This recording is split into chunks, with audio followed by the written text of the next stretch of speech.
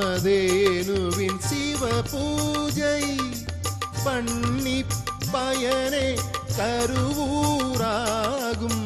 தேன்மொழி கிருபாநாயகியின்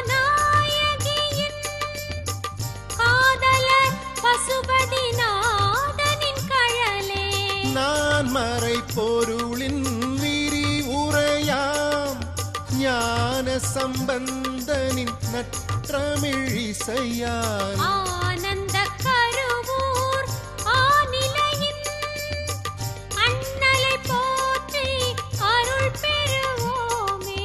சிவாய நம ஓம் சிவாய நம ஓம் நம சிவாய சிவ சிவாய நம ஓம் சிவாய நம ஓம் சிவாய நம ஓம் நம சிவாய சிவ சிவாய நம ஓம்.